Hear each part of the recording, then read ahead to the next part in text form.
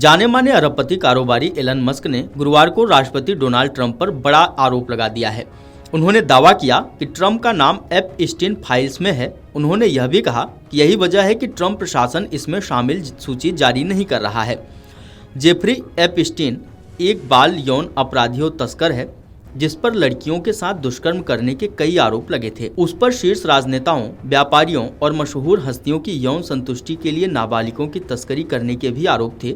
इतना ही नहीं, दर्जनों महिलाओं ने आरोप लगाया कि एपस्टीन ने उन्हें अपने निजी कैरिबियन द्वीप और न्यूयॉर्क, फ्लोरिडा और न्यू मैक्सिको के घरों में अपने हाई प्रोफाइल मेहमानों को यौन सेवाएं प्रदान करने के लिए मजबूर किया। वाकया तब सामने आया जब अमेरिकी राष्ट्रपति डोनाल्ड ट्रंप और कभी उनके करीबी रहे एलन मस्क के बीच गहमा-गहमी खुलकर सामने आई।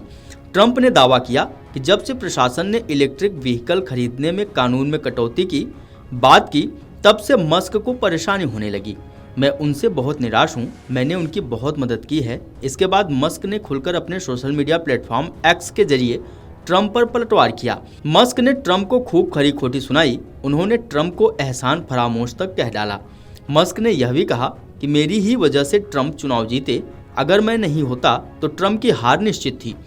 इसके बाद ट्रंप ने अपने social media platform truth social पर मस्क को निशाने पर लिया और जमकर खरी खोटी सुनाई। उन्होंने कहा कि जब मैंने उनका इलेक्ट्रिक व्हीकल से जुड़ा कानूनी आदेश वापस ले लिया तो मस्क बौखला गए।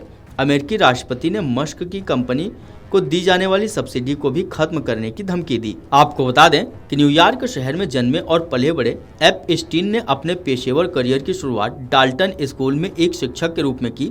1976 में स्कूल से निकाले जाने के बाद उन्होंने बैंकिंग और वित्त क्षेत्र में प्रवेश किया, जहां उसने कई पदों पर काम किया।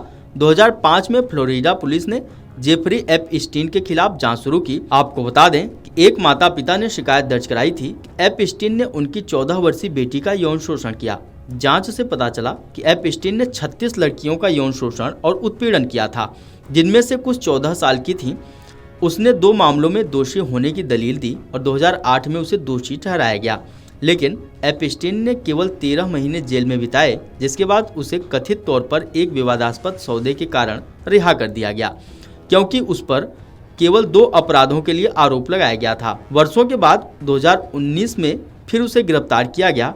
इसके बाद न्यूयॉर्क और फ्लोरिडा में नाबालिगों की यौन तस्करी के आरोप में मुकदमे के दौरान सीरियल यौन अपराधी ने अगस्त में अमेरिका जेल में आत्महत्या कर ली। जेफरी एपस्टीन की जांच के दौरान मिली सामग्री, जिसमें दस्तावेज, संपर्क सूची, कॉल रिकॉर्ड और चैट वीडियो और उनके सहयोगियों और ग्राहकों के नाम और अन्य जांच डेटा शामिल है, को एपस्टीन फाइल्स कहा जाता है। अमेरिकी सरकार ने एपस्टीन जांच और एपस्टीन से संबंधित सामग्रियों की आंतरिक समीक्षा को स्वीकार किया है, लेकिन अभी तक केवल चुनिंदा रिकॉर्ड ही जारी किए गए हैं। ये दस्तावेज एपस्टीन की सहयोगी गिस्लेन मैक्सवेल के खिलाफ वर्जीनिया ग्रिफे के 2015 के मानहानि के मुकदमे से जुड़े हैं, जिसमें फ्लाइट लॉग, गवाहों की गवाही, संपर्क सूचियां और एपस्टीन की गतिविधियों से जुड़े अन्य सबूत शामिल हैं। इसमें कई हाई प्रोफाइल व्यक्तियों के नाम हैं जो सामाजिक पेशेवर या एपस्टीन से जुड़े थे, लेकिन इन दस्तावेजों में नाम होना स्वाभाविक रूप से गलत शख्स होने का संकेत नहीं है, क्योंकि कई लोग सामाजिक अवसरों पर एपस्टीन से अचानक ही मिलते थे।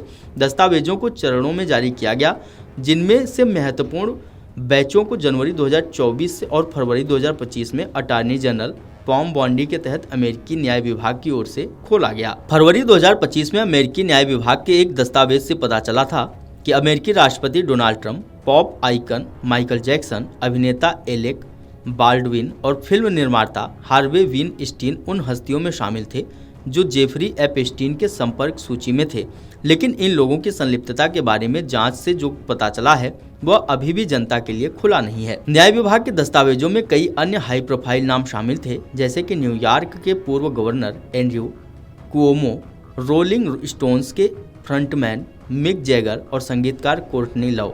अन्य लोगों में super model Naomi Campbell, Robert F Kennedy junior की मां एथेल कैनेडी, पूर्व विदेश मंत्री जॉन केरी, दिवंगत सीनेटर टेड कैनेडी, वकील एलन डरसोविट्स और अभिनेता डाल्टन हॉफमैन और राल्फ फिएनेस शामिल थे। इस सूची में अमेरिकी राष्ट्रपति डोनाल्ड ट्रंप की पूर्व पत्नी इवाना ट्रंप और बेटी इवांका ट्रंप के नाम भी शामिल हैं। आपको बता दें कि ट्रंप ने 2002 में एक साक्षात्कार में एपस्टीन को शानदार व्यक्ति भी कहा था, लेकिन एपस्टीन के खिलाफ आरोप सामने आने के बाद उन्होंने खुद को उनसे दूर किया। मस्क ने अपने बिग बम वाले आरोपों में जो संकेत दिए हैं वह कुछ अलग हो सकते हैं, लेकिन मस्क ने अपने दावे के बारे में कोई जानकारी नहीं दी। उन्होंने संकेत दिया कि एपस्टीन और ट्रंप के जुड़ाव के बारे में अधिक सच्चाई उन फाइलों में है जो अब तक सामने नहीं आई है। एक बार ट्रंप ने स्वीकार भी किया था कि 2004 के आसपास रियल एस्टेट विवाद को लेकर एपस्टीन के साथ उनका झगड़ा हुआ था। उन्होंने एपस्टीन को मार-ए-लागो से प्रतिबंधित कर दिया था। वीडियो डेस्क अमरउजाला.com। अगर आप ये वीडियो YouTube पर देख रहे हैं तो हमारे चैनल को सब्सक्राइब कर बेल आइकन दबाएं और Facebook पर देख रहे हैं तो हमारे पेज को लाइक करें।